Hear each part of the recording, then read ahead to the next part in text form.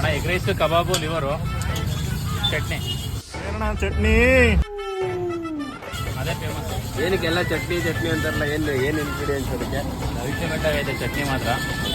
Secret ಮಸಾಲೆ ಎಲ್ಲ. Sir ನಮಸ್ತೆ. ನಮಸ್ಕಾರ ಸರ್. ನಿಮ್ಮ ಹೆಸರು? ನನ್ನ ಹೆಸರು ವಿನಯ್ ಕುಮಾರ್ ಅಂತ. ಎಷ್ಟು ವರ್ಷ ಆಯ್ತು ಇಲ್ಲಿ ನೀವು ತಗೊಳಕತ್ತಿ? ಸರ್ ಹೆಚ್ಚು ಕಮ್ಮಿ 3 ವರ್ಷ ಆಯ್ತು ಸರ್. ಓಕೆ. ಏನಕ್ಕೆ ಯಾವಾಗಲೂ ಇದೇ ಅಂಗಡಿಗೆ ಬರ್ತೀರಾ?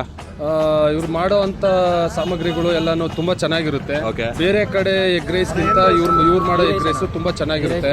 ಮತ್ತೆ ವ್ಯಕ್ತಿದು ಹಾರ್ಟ್ ತುಂಬ ದೊಡ್ಡದು. ಹಾಗಾಗಿ ಇವ್ರನ್ನೇ ಹುಡುಕೊಂಡು ಎಷ್ಟೊತ್ತೇ ಆದ್ರೂ ಸರಿ ಫೋನ್ ಮಾಡಿ ನಮಗೋಸ್ಕರ ಫೋನ್ ಮಾಡಿ ಎತ್ತಿರ್ತಾರೆ. ಕಬಾಬು ಟೇಸ್ಟ್ ಚೆನ್ನಾಗಿರ್ತದೆ. ಬೇರೆ ಕಡೆ ಕೆಮಿಕಲ್ಲು ಅದನ್ನೆಲ್ಲ ಹಾಕಿ ಮಾಡೋದಿಲ್ಲ.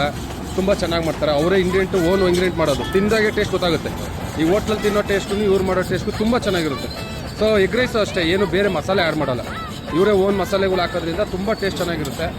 ಮತ್ತು ಬಂದವ್ರನ್ನ ಕಸ್ಟಮರ್ನ ತುಂಬ ಹಾರ್ಟ್ಲಿ ತುಂಬ ವೆಲ್ಕಮ್ ಮಾಡ್ತಾರೆ. ತುಂಬ ಚೆನ್ನಾಗಿ. ಮತ್ತು ಎಗ್ ರೈಸ್ ಮಾತ್ರ ಬೇರೆ ಕಡೆ ಎಲ್ಲೂ ನಾನು ತಿಂದಿಲ್ಲ. ನಾನು ಇಡೀ ಬೆಂಗಳೂರು ಕಡೆ ಎಲ್ಲ ಕಡೆ ಓಡಾಡ್ತೀನಿ. ಎಲ್ಲೂ ಓಡಾಡಿದ್ರೂ ಅಷ್ಟು ಟೇಸ್ಟ್ ಬರೋಲ್ಲ.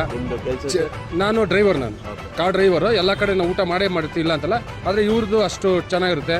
ಮತ್ತು ಚಟ್ನಿನ ರೀಸೆಂಟಾಗಿ ಇಂಟ್ರೊಡ್ಯೂಸ್ ಮಾಡಿದ್ರಿಂದ ಅದನ್ನಂತೂ ಅವರು ತುಂಬ ಇದೇ ಮಾಡೋಲ್ಲ. ಚಟ್ನಿ ಖಾಲಿ ಆಗೈತೆ ಅಂತ ನಾವು ಹೇಳೋಕ್ಕೆ ಹೋಗಲ್ಲ. ಚಟ್ನಿ ಹೊಸದು ನಿಮ್ಮ ಪ್ರಕಾರ? ಬೇಕೇ ಬೇಕು ನಮಗೆ.